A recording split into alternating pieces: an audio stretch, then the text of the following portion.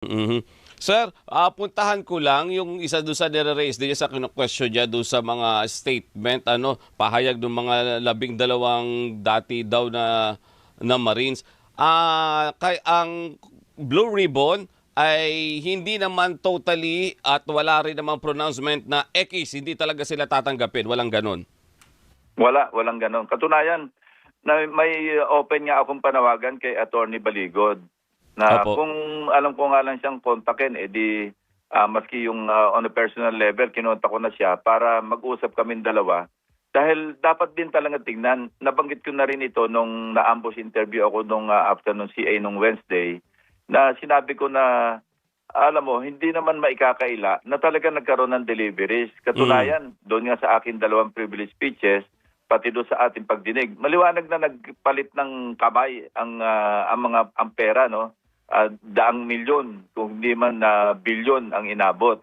Kaya lang, Mhm. hindi natin maitawag ng pagdinig kung napaka-obvious naman na malayo sa o imposible sa katotohanan yung mga aligasyon.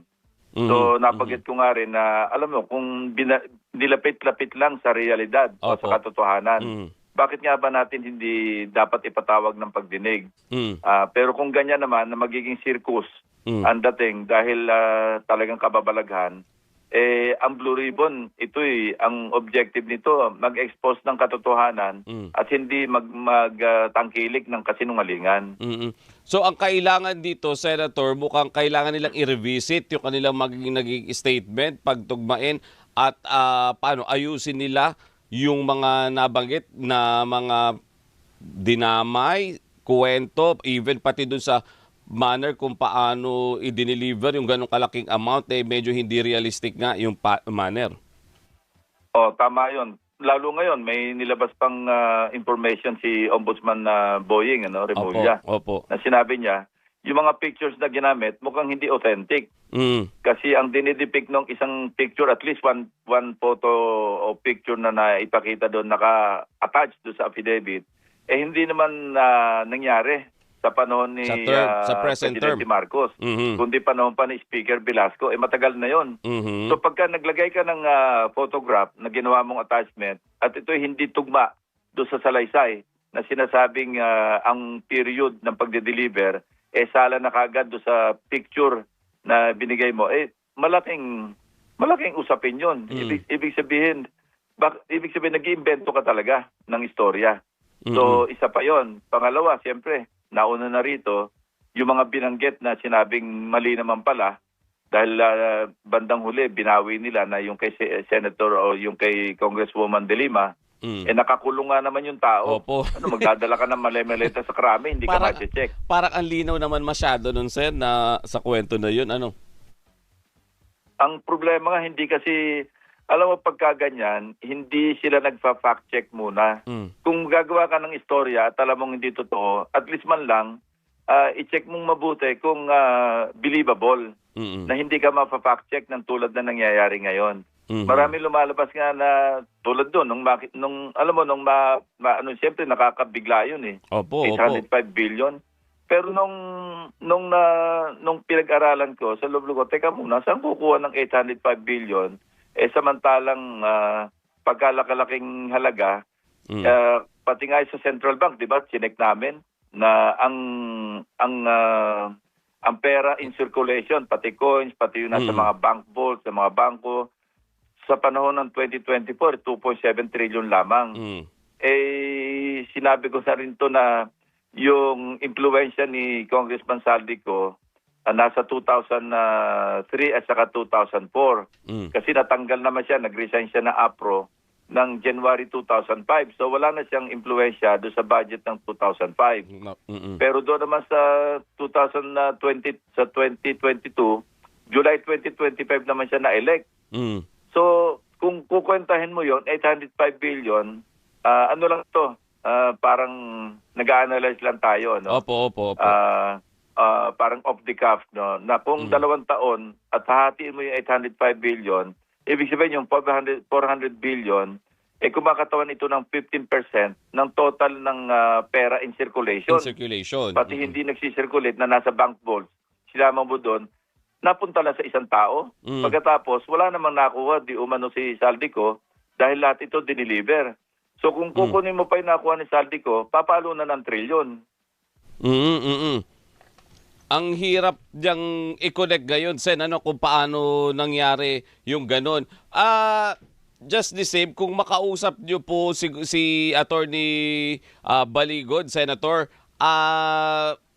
magre-request ba kayo muna ng one-on-one meeting sa kanya para mailatag talaga kung saan papunta yung mga sinasabi ng mga Marines or ng meeting with the Marines din nung 18 po na yun, Senator, para mas malinawan kayo? At the very least, konting briefing lang. Tapos yung mag-present sila ng makatotohanan ng affidavit, pag-aralan namin, at pwede naming isalang kung sino yung gusto niya ipasalang doon sa mga sinasabing sundalo na gusto mag-testify. At saka tama rin si Ombudsman Boying, hindi po pwedeng joint affidavit yung 18 kasi hindi naman iisa yung perspective, iisa yung pinanggagalingan ng kanilang personal knowledge, ng kanilang information. May kanya-kanya sila. Lahat bang 18 magkakasama at magdi-deliver? Halimbawa kay Senator De Lima, nag-deliver sila, 18 silang papasok ng krami. Lahat. Nag-deliver sila halimbawa kay sinasabing kay Senate President Soto, 18 sila magkakasama nag-deliver. Tapos nagpunta sila kung kani-kanino, nag-deliver sila, 18 sila lagi magkakasama. Hindi po pwedeng ganon. Kaya yung pinupunto ni Ombudsman Boying, talagang dapat ganon. May kanya-kanya silang perspective ng mga pangyayari. Kasi siyempre, pwedeng 4 yung kasama sa pag-deliver sa isang tao. Ibang team naman yung nag-deliver sa ibang tao. Hindi mo pwedeng pagsama-samahin sila na isa sa isang joint affidavit.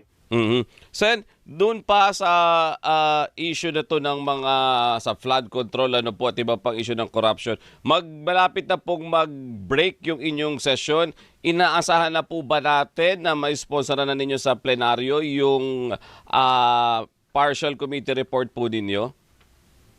I hope next week makakuha pa ako ng 5 Last 5 magpipirma para makumpleto na yung siyam na simple majority ng members ng Blue Ribbon Committee. Para na sa ganon, ma-file na sa Bills and Index, tapos ma-report out, at mag-deliberate ako sa plenaryo kung meron mga amendments para yung i-adapt na final version, yun na yung may i-adapt. At maka-move on na rin kami, move forward, makapagtawag ng susunod na pagdinig, especially kung may mga bagong information na dapat pang tukuyin. Opo. So, yon para rin makapagtrabaho naman ng iba. Although mahabang salaysay pa itong flood control projects, meron pa tayong hindi natatouch na ibang lugar dito.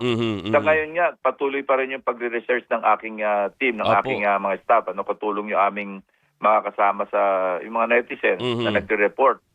Marami pa rin sa ibang lugar Kasi alam mo, Robert, yung pumasok na pera dyan sa flood control project sa loob lang ng 3 taon, nasa 1.9 trillion Grabe napakalaki. Halos hindi pa natin na-scratch yung na-scratch pa lang natin yung surface kasi nandiyan pa lang tayo sa Bulacan, sa Occidental Mindoro, sa ibang lugar, sa Pampanga.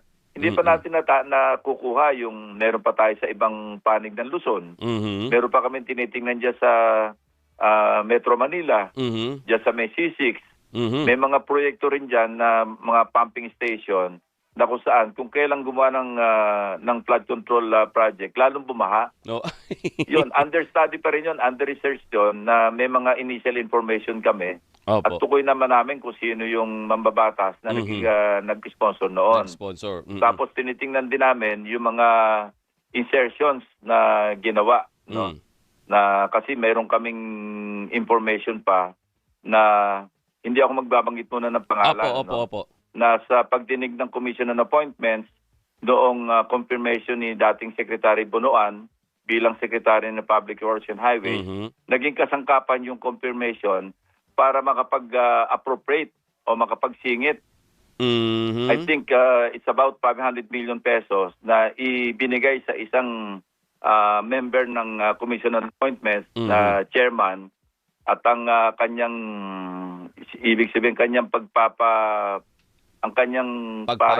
boto, pagpapasabi kay Secretary Bunuan na nag-undergo ng confirmation, teka, dagdagan ninyo kasi kasama rito yung aking yung panel.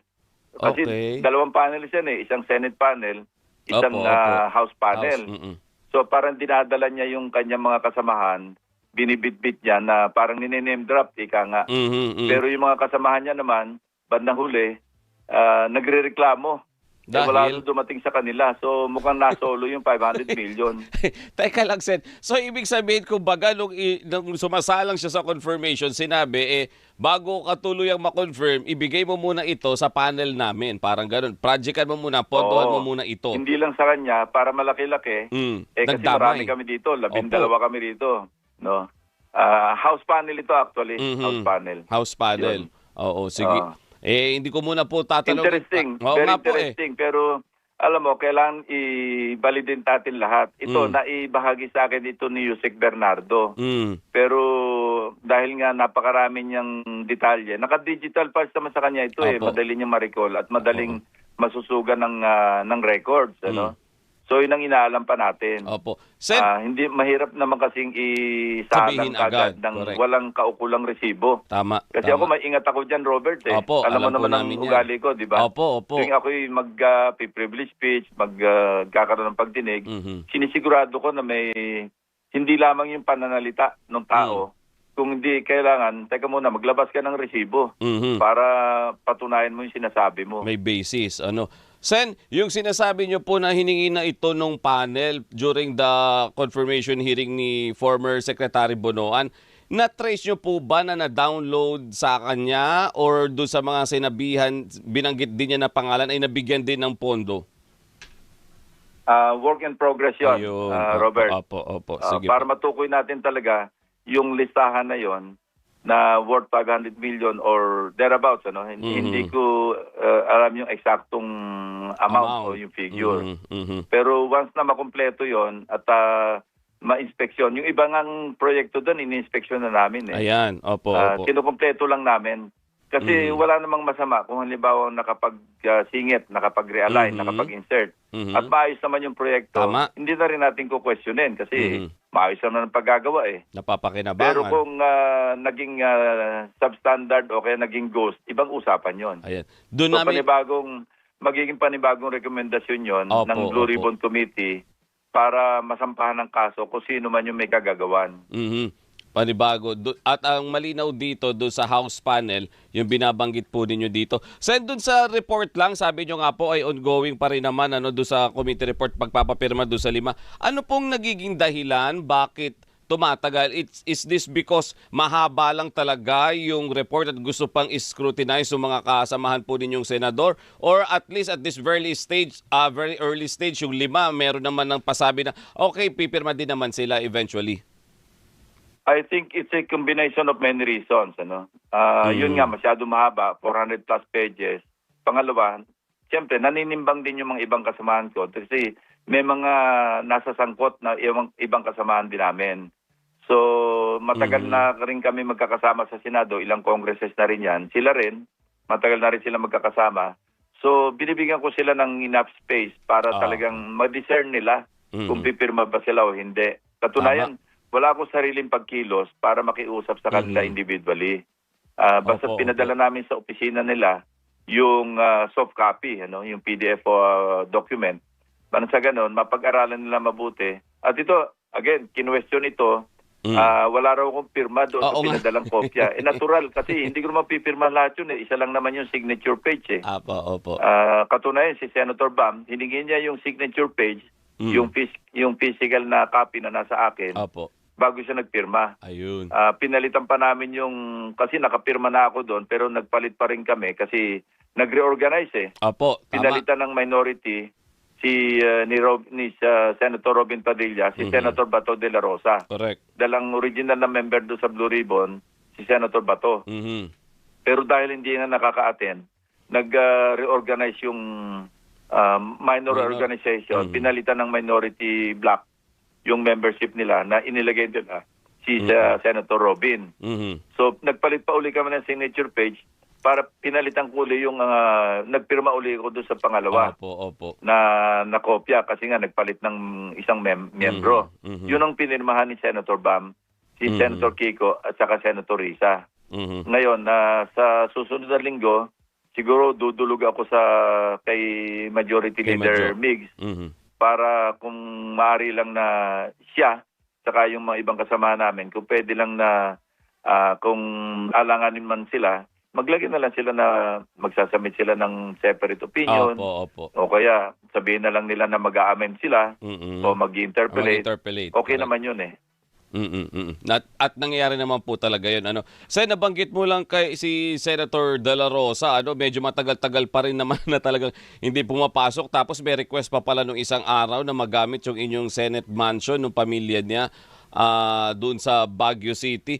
Ano na po ang napag-uusapan ninyo lalo sa majority pagdating sa case ni Senator Bato? Kayo po ba personally sa GC ninyo, sumasagot pa ba siya? Kayo may pakiusap ba sa kanya? Or guidance man lang? Hindi na siya nagpa-participate, pero naikwento nga sa akin kahapon ni Senate President, kasi nagkakwento kami sa telepono. Opo. Sabi niya, ano bang gagawin natin dito? May request Mhm. na yun nga, gamitin ng family.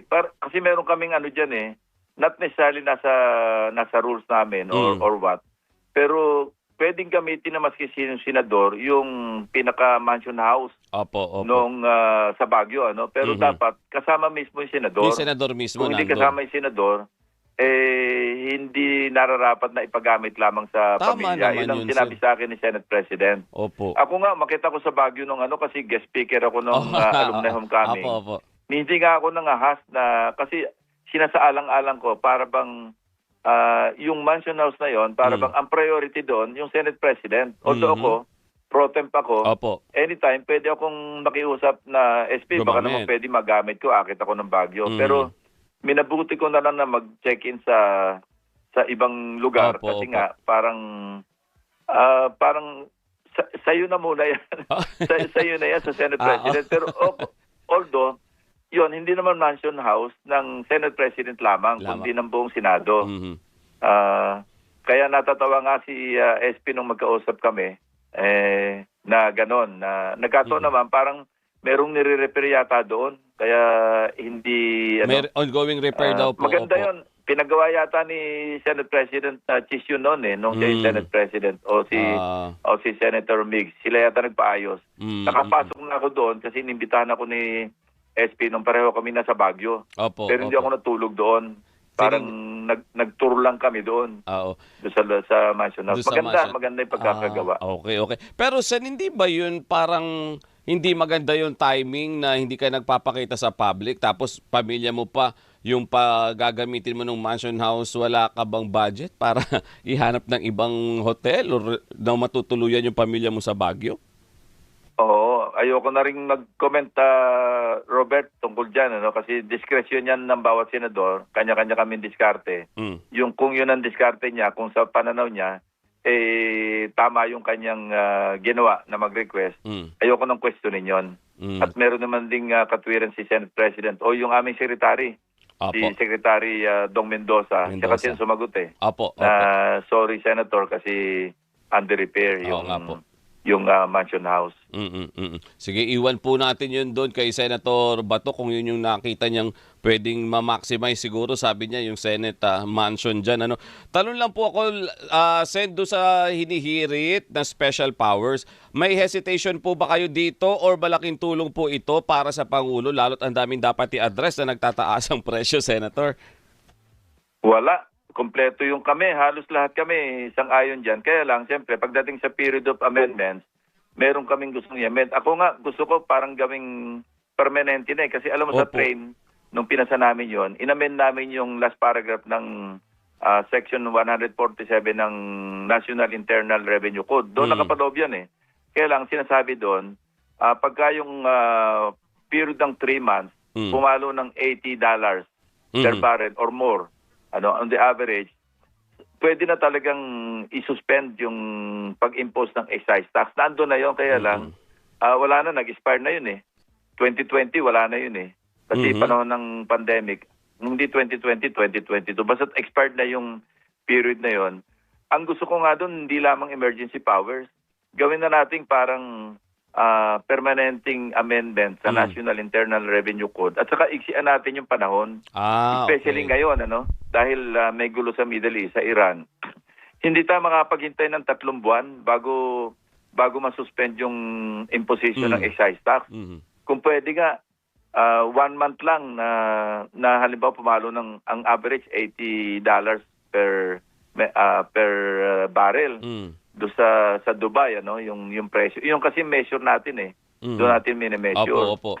Kailangan automatic. Hindi naman automatic, bigyan mo ng leeway yung executive o yung Department of Finance na isuspend na kaagad. Mm. Huwag na maghintay ng 3 months. Napakahaba nung 90 days. Ang Baka tagal. patay na yung kabayo.